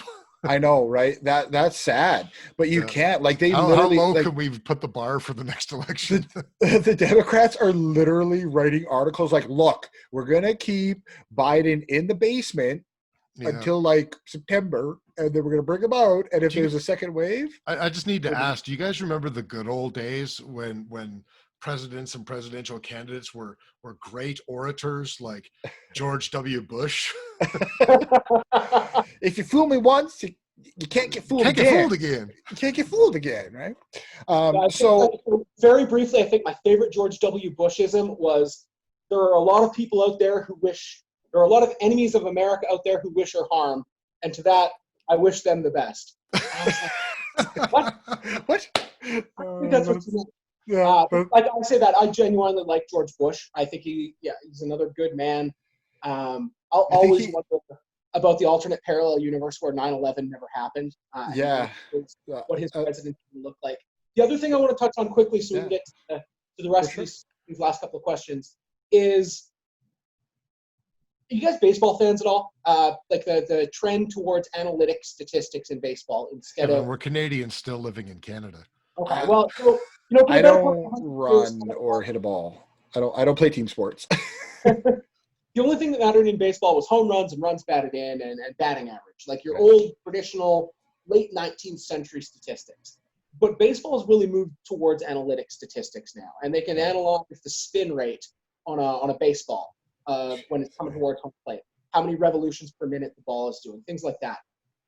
I suspect, and I have nothing to prove this, but based off what we saw in 2016 with, Cambridge Analytica and some of the other moves, and Obama was ahead of the curve. His election campaign started doing targeted advertising well before 2016. Right. But I suspect what we're going to see this year because of the electoral college and that electoral fortress where Trump only needs to win certain states, is that if I'm one of his strategists in the White House, I'm not wasting my time. Like, I'm not wasting a time or a penny advertising in California, Oregon, Washington, New Hampshire, Massachusetts. Like, I'm completely writing those states off. Yeah. And I think we're going to see a surgical re-election campaign that targets just slices of voters. And you don't even necessarily need to make them vote for you. All you need is to make them not vote for the other guy. Right. I'm gonna paraphrase Mark Twain. Reports of Donald Trump's demise are greatly exaggerated. Yeah, I would say I agree. You know, it's funny. I think we're going to see the same thing here in Canada. Yeah. That Trudeau's going to take it. Well, I'm talking about the surgical approach to vote getting. You know, I mean, Trump doesn't need, Trudeau doesn't need to spend a penny on the West. It's a futile effort anyway. Not that that's anything new in Canada. But. Yes, it is a very futile effort. Yeah. So I think you know, with all of the, like we just talked about, the upheaval and the revolution and protest, obviously, you know, the American empire, the American have been around since, you know, 1770. Oh, Jesus Christ, we say 1776. And, sure, yeah. And you know, and they have been the 800-pound gorilla on the block, right? Even during the Cold War, I personally argue that it was a Cold War, but like they've been the 800-pound gorilla since the early part of the 20th century. At least, for at least the past 150 years. So, do you think, as a historian, and I know that you guys are usually looking back, not forward, but history repeats itself, are we looking at the total collapse of the American experiment? Are we looking at just, you know, a little bit of rumbling that happens in any are you asking if society? Trump is Nero? Yeah. Are we looking at Nero, or are we looking at, you know? Was it the fiddle? No. Yeah, that was Nero. That was Nero. He fiddled on his balcony as he watched Rome burn. Yeah. So I think I'm an optimist, and I'm also an institutionalist. So, and I'll get into a full answer. I don't think we're looking at a collapse of the American experiment. I think we're maybe seeing the death throes of the Republic, small r, and that, you know, the U.S. is still going to be around. It's still going to be the military hegemon. It's, you know, toss a coin with China over the economy. It's not going away as a power. I just worry that the nature of the American governance system is in danger. And even that's me maybe being a little bit pessimistic. There's a brilliant scholar named Clay Jenkinson, and he does a podcast. He's a Jefferson expert, and he's done a weekly podcast for like 25 years it's called the Thomas Jefferson Hour. And he laid out the reasons a few weeks ago on why he thinks the Republic is kind of dead. Mm-hmm. I don't know that I agree with him completely, but I do worry. One of the things that, you know, the delay over the last week, you know, we would have been on doing this last Saturday. Right. Over the last 5 days, we've seen the Supreme Court make some pretty massive rulings. Right. Monday they ruled that the LGBT community is entitled to Title VII protection under the Civil Rights Act, and, you know, it was Trump's first appointee to the bench, Neil Gorsuch, who wrote that majority opinion. Right. And then we saw yesterday the court protected DACA. Now, that was a very narrow ruling. And I read Chief Justice Roberts' opinion. He very much was like, I'm not saying whether or not the White House, you know, can get rid of it or should get rid of it. I'm just saying that in this instance, it was arbitrary and capricious, and no. Right. So back to me was a better rationale, probably okay. Right. So either way, like, we're still seeing institutions stand up and withhold. And we saw, you know, in the aftermath, and, you know, we talked about the protests very briefly, but one of the things we saw was, read about, heard, whatever, was Trump making noise about sending the military into American cities. And, you know, there were details of a meeting where the defense secretary was saying something along the lines of we need to dominate the battle space, Right. which is just a really messed up language when you're talking about Minneapolis. But Using a Predator drone in like Portland, like since then we've seen the military really back and be like, no. So I think the experiment's fine. I think it's changing. I think, and I'm being really gloomy on the Republic, but the Republic's been chipped away at for 160 years. Abe Lincoln suspended habeas corpus during the Civil War. He almost threw Chief Justice Roger Taney in prison. Right. Teddy Roosevelt embraced the power of the presidency. FDR loved executive power. So if this isn't a new thing. Yeah. Barack Obama and Donald Trump have taken it to new levels of embracing executive power, but I think part of that is also they've had feckless Congresses that are more worried about getting reelected than they are about governing the United States. So I think we're seeing rumbling. I've got a friend in Saskatoon. He works at the university who's finishing off his third book, and it's on Nixon and 1972. And previously he wrote a book on 1968. And even what we're seeing now, I don't think compares to 1968 or like the height of unrest during Vietnam. Right. So I think the experiment's okay. I think it's just changing and evolving. Right. So basically, we don't have to go grab our hazmat suits and our tin cans and all that good stuff. And the Americans are going to be not until coronavirus mutates with the murder hornets and that's a given. So that means that we need to be prepared, right? And like I say, part of this podcast is all about violence. So Kevin, tell me, what would your choice for an apocalypse weapon be? General apocalypse, could be zombies, could be CME, could be economic collapse. However, your answer cannot be The Rock. I have two answers because I was like, is he talking about a zombie apocalypse or a non-zombie apocalypse? So in the case of a zombie apocalypse, I'm probably going to want a dual wheel. Like I'm going to want like a sidearm for somewhat ranged. But if I'm trapped and cornered and I have to fight melee, I'm going to need a long-bladed sword to decapitate zombies with. So in the case of a zombie apocalypse, a sidearm and a sword. Non-zombie apocalypse, I'm assuming privately owned recreational nuclear weapons are not an option. How's your 401k? I'm leaning towards like a good quality hunting rifle for the non-zombie apocalypse. I can use that to defend myself, and I can use it to shoot game, and which I can later dress and have a food source. So Kevin, I want you to look up the AR-10. Okay. Because that's your hunting rifle right there. That's a good rifle. Yeah. That's awesome. Well, Kevin, thank you so much for coming on our podcast.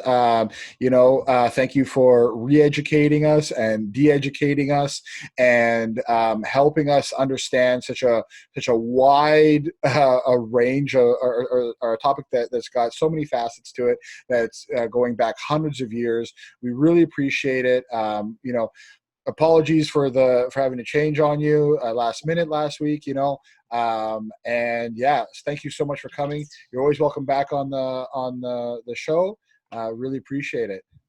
Yeah, no worries, guys. I appreciated the invitation. I had a lot of fun thinking of answers, and then over the last week changing some of them based off of events that have happened. So at any time you want, shoot me the invitation. I'd be glad to join you guys. For sure. Thanks so much, Kevin.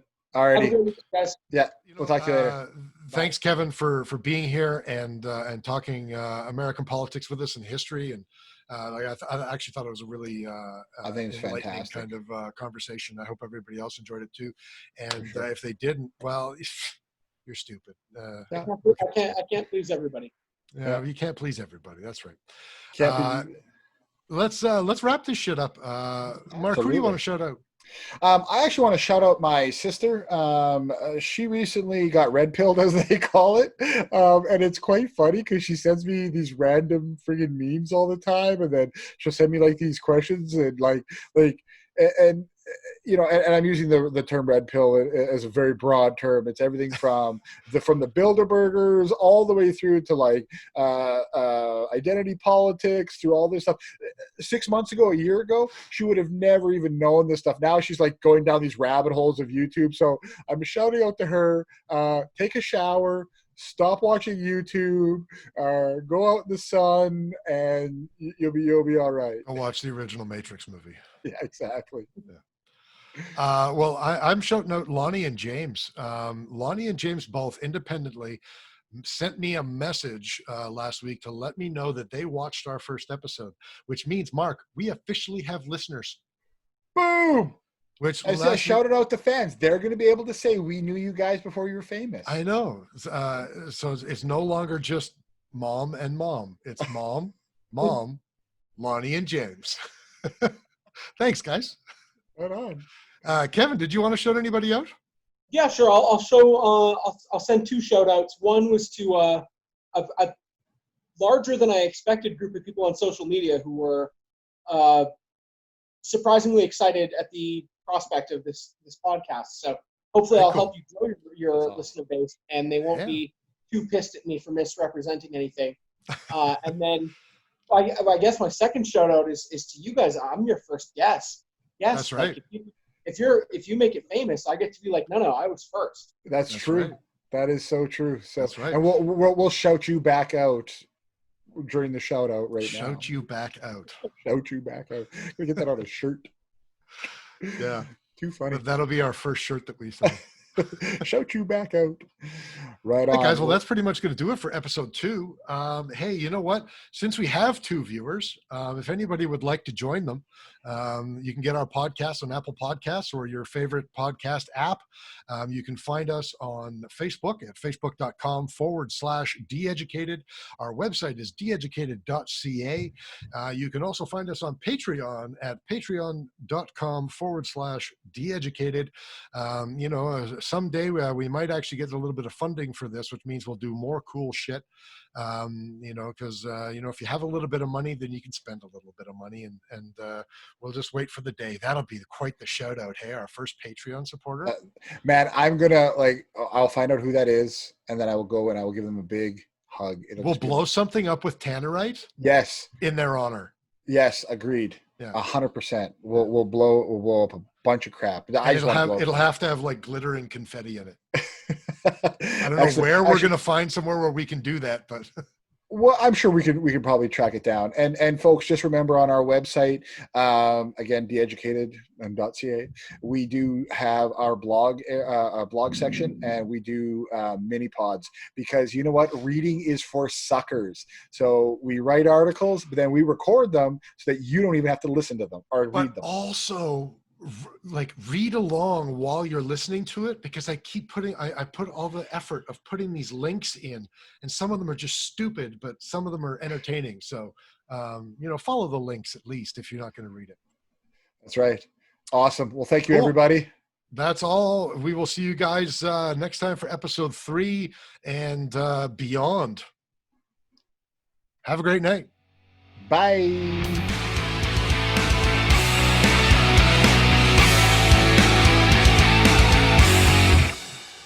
In case I don't see ya, good afternoon, good evening, and good night.